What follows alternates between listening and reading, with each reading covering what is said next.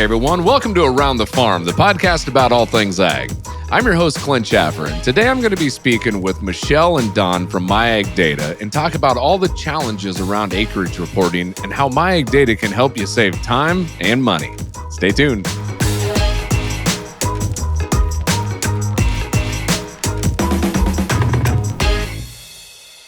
Don, Michelle, welcome to the show. Thanks for joining here. How about you introduce yourself to our listeners here? Yeah, thanks so much, Clint. My name's Don Bierman, and I'm coming to you today from South Central Illinois here in Effingham, and that's where the business office for MyAgData is located. And my history goes all the way back to I started my career working with farm input supply cooperatives, and I did that basically my entire career. And as part of that work, I got to be involved with all things having to do with technology and innovation at those cooperatives. And back in 2004, a group of us cooperatives decided to get together and create a company called Crop IMS that would do technology sorts of things for those companies, so those members wouldn't have to do that each individually. And we did that on the behalf of our members. And one of those things that we became involved with was this idea of getting involved with electronic acreage reporting. And since my pedigree goes back to where I report to farmers, those farmers are always looking for ways to improve things on the farm, and this electronic acreage reporting was a real hot button for them. So we were very eager and excited to be involved early on with the formation of what would become MyAgData, and we've never looked back since. So that's just kind of a real quick background for me. I am excited to dig into all the inner workings of MyAgData. I think this is going to be an incredibly exciting conversation. But before we get there, Michelle, how about you introduce yourself to the listeners? We're really excited to be here today. I'm Michelle Tressel. I lead the new business development and partnership efforts for MyAgData. I come to MyAgData with about 20 years of experience working in highly regulated environments with complex organizations, and most recently was with a SaaS technology organization that provided compliance for the Affordable Care Act. So very similar to the business model of bringing electronic acreage reporting to the USDA. I like to say my claim to fame is I grew up in a very small farming community in Canada. I do a little quiz with people, and I've yet to find anyone who can beat me. I graduated with 11 kids. So I have yet to find anyone who can beat me on having a smaller class size than that. So I open it up to the audience. Shoot me a note. If you graduated with less than 11 kids, I'd love to talk to you. Michelle, I did not have a very big class, but I had about 4 times as many. So I was about 46 is what I graduated with. So that's a huge class, Clint. Just letting you know. That's like big city numbers there. Big city numbers. Well, I tell you what, I mean, between the two of you, you got like drastic difference in weather right now, too. Don's probably like, sunshine and like warmth down in South Central Illinois. And Michelle, you're probably like buried in like 10 feet of snow up there in Minnesota. Yeah, actually, 2 days ago, we had 71 degrees here. Front came through yesterday. Now we got down to 25 last night, but we'll be back up in the 60s next week. And yeah, we always tell, this part of the country, anytime you get by the Louisville Farm Show, you got to be ready because you could be going to the field. So we're kind of in that mode here. Yeah. And I'm just thankful the kids are back in school. We had such a big blizzard over the last few days. This is Friday, and it's the first day of this week the kids have at school. Wow. So I'm thankful. Wow. Yeah, I think you said 14 inches of snow. Oh, yeah. 14 inches of snow over the last 2 days. And I will say, as much as everyone kind of grimaces when they hear that, we really need the moisture. So I think everyone is pretty thankful we got the snow. Well, I tell you what, it's great getting to know both of you. And again, I just can't wait to jump into the conversation. So let's dig right into it. I'd love to know, give me a little background. Don, you did a great job of kind of setting up where MyAgData came from. How's it helping farmers out there? Well, it's a lot of ways. It's really so hard. It's hard to describe, actually, for people that aren't familiar with the process of acreage reporting farmers have to go through all over the country every spring and for fall planted crops too. The average person on the street doesn't understand that there are actually processes like that still exist in the 21st century in the U.S. where farmers operating very complex businesses, massive businesses in many cases, have to go through this process of filing acreage reports the way they do today. And Michelle will talk about that a little bit more today, but that process has really not changed in 40 years. And and obviously everything else all around us has changed, and farmers appreciate the fact that they have massive levels of technology in the farm. I mean, you all represent a really important piece of that to production ag today, and they just sort of scratch their heads when they have to go back to a 40-year-old process when it comes to filing an acreage report at their FSA office. And it's not that they don't love their FSA people; they do, because they're all parts of the community and all that.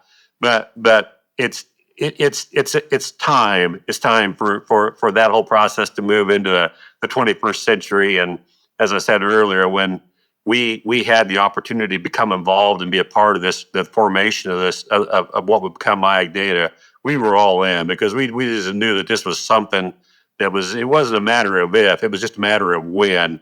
And we won't take all day to tell that story today, but it's been a real labor of love. I tell people that us here at MyAgData and the folks that have supported us from the beginning know that this is a real key thing for agriculture, that this is one of those things you can count. I tell people you can count on one hand the number of things or innovations that are going to impact farmers all across the country the way that this will. There's not very many of those that farmers come across in their careers, but this is going to be one of them.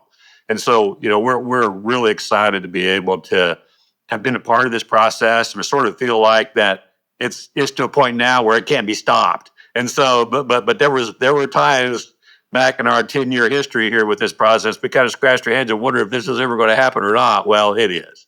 And so to answer your question, and Michelle will get into this a little bit more, but the biggest thing is just the convenience and the time savings that farmers will have.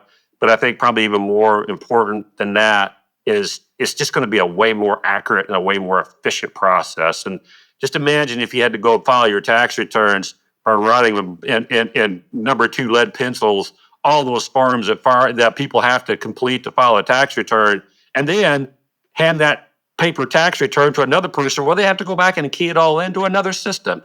Imagine all the errors that you'd run into and all the things that just make that process just hugely inefficient. And on top of that, for farmers today, they have to do that same process again with their crop insurance folks. So this has been on the USDA's radar screen for a long time to modernize this whole process. And I guess I'd like to think that we've kind of been a good colleague of theirs as they work through all this process, to where we're really hopeful, proud, and glad to see that this thing has come to the point where it is today.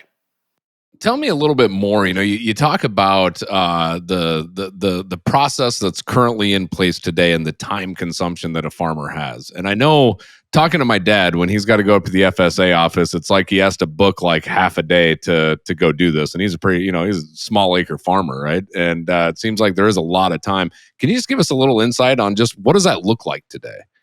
One of the things, as Don was talking about the history, we've been working alongside the USDA for 10 years to bring electronic acreage reporting to growers.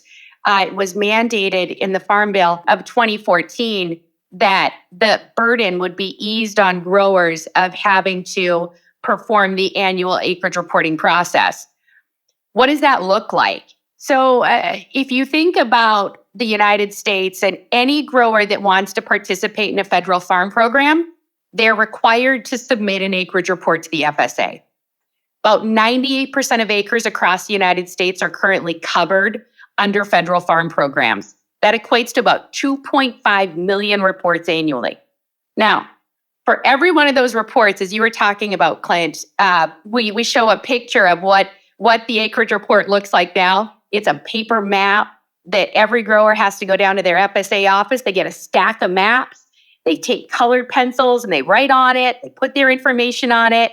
And trust me, If growers have handwriting anything like mine, I cannot even imagine those per technicians in the FSA trying to decipher what exactly I wrote on a piece of paper. But that's what happens. Paper maps go back into the FSA, the technicians manually input it, and then the information goes into the USDA. So it's a really antiquated process, as Don has talked about, and really can lead to some inefficiencies as well as potential errors due to just really standard manual processes. So it's a very antiquated process currently. When you're explaining that to me, it makes me think of, like, however many years ago when you'd go on a family trip and either you took out the old Rand McNally map or you printed off MapQuest, and here you are, like, with all the pieces of paper, and now we just pop open a phone and it's all like, half the time my phone knows exactly where I'm going anyway before I do. So it just sounds like, it's that kind of a process of getting us into that digital age here, which is incredibly exciting. Yeah, and the USDA has been a part with us, and we've been working alongside with them throughout the process in order for them to bring this to growers. So we're really excited to be a part of that as well. Well, and you talk about the accuracy as well, and I think I was reading on your website that it actually is, it ends up with 4.7% higher accuracy on reported acres, which, I mean, that's a really big number for accuracy wise. Yeah, there are really three key benefits to a grower to move from the manual process into the electronic process. One is time saving. The average 1,500 acre grower spends about 12 hours working on getting their acreage reports done annually.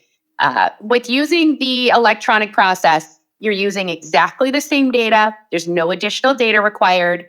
You're just inputting it into a cloud-based technology. And by using that technology, you take that 12 hours down to about 1 hour.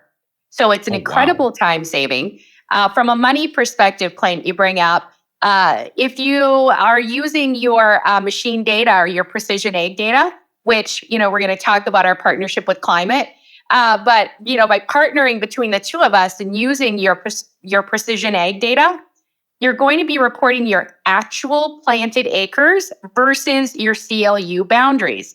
That equates to, it's actually between 5 and 7% reduction in your crop insurance, which is real dollars that a grower can save. Additionally, your APH is going to be more accurately reflected as you think about the fact you're only recording the acres that you are planting. So those are two key benefits. The third we've talked about a little bit, which is accuracy, right? If you are not having that issue with manual data entry, you as the grower are submitting your data directly into the USDA clearinghouse. We're the only third party that has access into the USDA clearinghouse. You're submitting your data directly into the clearinghouse. That's going over to FSA for your acreage reporting, but it's also going over to your crop insurance specialist for your crop insurance. So one source of data. So three key benefits. Yeah, and I what I'm hearing is those three key benefits equals, time and money, and I think that's about the most important aspects to a farming operation, right? Correct. Exactly. No, that is incredible. Well, what are some of the, I know you guys have been working on continuing to build this out. What are some of the key exciting developments that y'all have going on in at MyAgData? Well, there are many. I'll just say we've been focused obviously on this electronic acreage reporting, from our inception, and we'll continue to make that a major focus of what we do. The thing though that we don't hardly ever talk about that will apply as equally as dramatically as electronic acreage reporting is electronic production reporting. And so we're kind of doing this in phases here or steps, but I personally think that, this electronic acreage reporting is like shooting fish in a barrel here. It's easy. It makes sense. It's something that's going to happen very quickly. I actually think electronic production reporting maybe take a little bit longer because there's some other moving parts to that. But it's going to be something that farmers will come to realize very quickly and very obviously that, gosh, if I do this for my planning reporting, why don't I do it for production reporting? Because I got the same set of tools, the same set of information sources. Why don't I just do that electronically too? So that's something that you'll see us talk a lot more about as we get into spring and for the remainder of 2023, because we want to make sure we raise awareness of that, and that engages the crop insurance folks, I think, a lot too. And when you talk to them about what they have to do for claims processing and things like that, you've got a whole another set of people that can benefit from that being automated and that being more electronic and that being more accurate. So electronic production reporting is something that I challenge folks to be open to and be aware of as we talk about things here as time goes on, because that's going to be important too. So what I'm hearing you say, Don, is that electronic production reporting might be a little bit more accurate than trying to guess how much grain's in my grain bin. Oh, I don't know. Unless you're really good at throwing rocks up there and seeing how tall it is. Yeah, I know some people are pretty good at that. And throwing rocks. You must have been on our farm a few times when I've been there. Yeah, I have been around the block once, and I know how some of this stuff works. So again, it's just another application of how farmers have this significant investment in technology in the farm. Why can't we use it for these things? And acreage reporting is one thing. Production reporting, and they got all this information about what they've grown and where they've grown it. Why can't we use that to make our production reporting equally as effective and efficient as the planning report is? And we'll get there. But that's one of the things we're excited about too.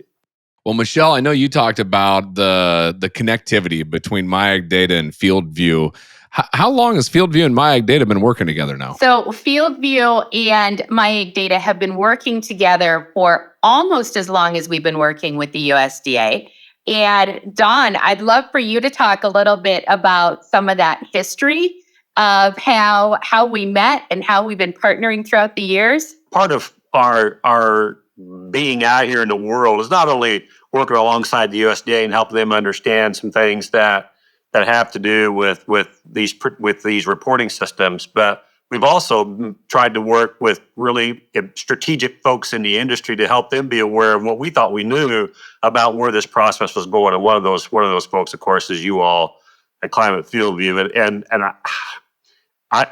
we have paperwork we traded between each other going back all the way to 2018. I actually think we've had discussions going all the way back to 2015 and 2016. So we've known each other for a while. We've kept each other in touch of what each of us were doing, and we're really right now with the advent of this thing. It's been exciting for us to go back and sort of reawaken those relationships with people that it's kind of like, okay, it's time now. It's like you've been patiently waiting, and so yeah, we've got a long, rich history with you all, and I think folks that are utilizing your technology on the farm, and there are many, that this is going to be a real leveraging tool that I think can really help us ramp up bringing this message to producers about how this is another application of the investment that you've made with a good technology partner to help solve a problem that you may or may not know you have that can bring this electronic acreage and hopefully production reporting to the farm. And so yeah, we've been at this for a while. So let's talk about this connection. I would assume it's built around an API, automatically flows. What is all the data that's getting sent back and forth between FieldView and MyAgData? So the main thing is, and Michelle could talk about this a little bit more, but the main thing is that when farmers have a relationship with you, they have the ability to connect environments like ours to your environment so that data can just flow, and they really don't have to do anything other than just enable for that connection to exist and be active. And so that makes the information population process in MyAgData even more seamless than what it would be if you had to go enter that information into MyAgData manually. And so that's one of the key things I think that for any producer that's utilizing your technology, that's a really convenient way for them to get started. And it's one of the reasons why we have this relationship with you all to begin with, because we know that data is out there, we know that technology exists and farmers are using it, and it just makes a huge amount of sense to work together to try to help solve this problem for the producer. One of the things that I've talked to a lot of folks around the country about is these types of integrations to me is what makes making sure your equipment is set up correctly, calibrated correctly, and you're collecting the best information that you can on that field. Because I always say you got one shot at that, right? You don't get to have 23 planting season again or 23 harvest again. Yeah, you have one shot to do that.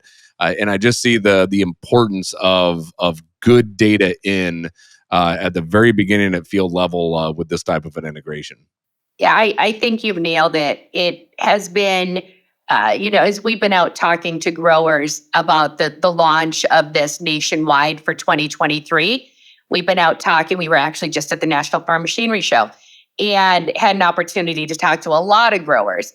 And we were actually really surprised at the percentage of growers that are relying on their precision ag data. And so for them, a lot of conversations we had was they were really excited to leverage their FieldView Plus data and to be able to bring that in and know that that source of truth that they have through FieldView Plus, that they're going to be able to leverage that in order to make acreage reporting even simpler than it was before. So that's been a really big improvement that growers are pretty excited about being able to leverage that FieldView Plus. Is it an easy process to connect the two systems together? Clint, I so want to say no, but of course it's yes. So for a grower, it's really easy. They can get to MyAgData a couple of ways. You can go right into your climate account, go to the partner page, search for MyAgData. You'll find us. Click on the link. Registration is very simple. Remember, you're only having to give the same information that you would give on your paper form. So with that, registration is easy. And when it's time to upload your data, there's just a button that says, do you want to connect to your FieldView Plus? You click that button, authorize it, and there is an API connection. Clint, you are absolutely right. And we pull in data twice daily. Grower doesn't have to do anything. With the connection twice daily, we'll get a feed out of your FieldView Plus, and that will give you real-time access to your data in your electronic acreage reporting. So as a farmer, I don't have to go in and continue to push data. You're automatically calling that once that connection's made. Correct. That was really important as we worked with Climate on putting together the partnership. Both of us had one key initiative in mind, which was how do we make it easier for the grower? And when we built that API, we wanted to make sure that the grower would have to go in. Clearly, we want them to authorize the connection. But after that is done, wanted to make it as easy as possible for the grower. So great partnership. Now, one of the other questions I'd have here would be around, let's say if something happens in the field and a mistake is made somewhere, right? Whether GPS cut out or something happened, is there an opportunity on the backside to do some manual corrections if needed? Absolutely. If in the occurrence that there was an error in the machine data, or the grower was looking at the machine data and like, that's not right. The grower has the option on a field by field basis to choose if they want to go back to the standard CLU boundaries, which is what has previously been reported, or they can also make manual corrections to the machine data that came in. So they do have those two different options if they think the data is incorrect.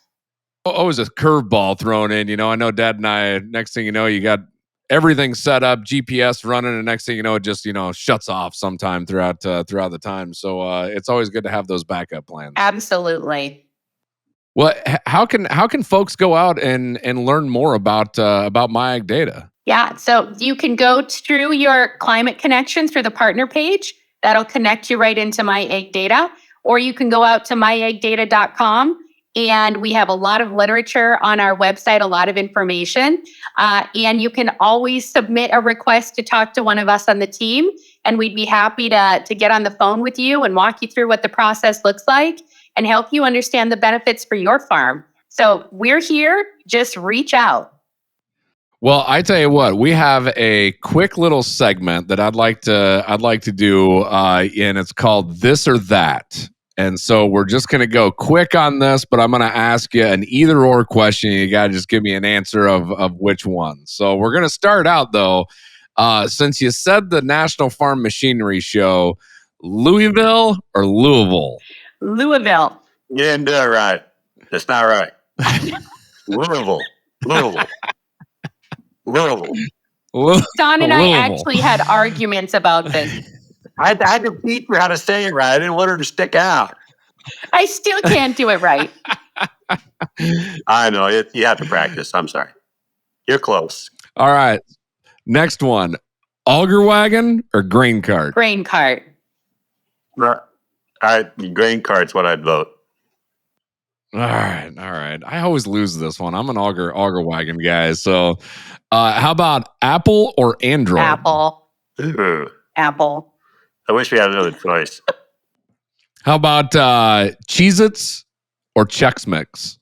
Chex Mix all the way. I think so too. Yeah. Sorry. I'm gonna agree on that one. How about coffee or soda? Oh my. How about pop? That was my next one. It was going to be soda or pop. I should have led with that one first. Poppy, I'm sorry. I'm right there with you on that one. All right, last one. How about cats or dogs? Dogs. Easy. I'm equally attuned to either one. Oh, all right. What were the good ones? So who won, Don or I? Who won?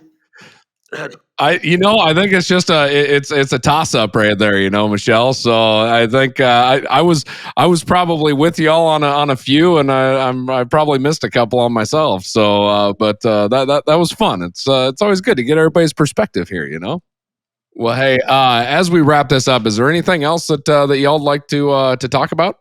Well, I was just going to add that as we bring this new efficient approach to the growing community, we just want everyone to know that we're here to answer questions.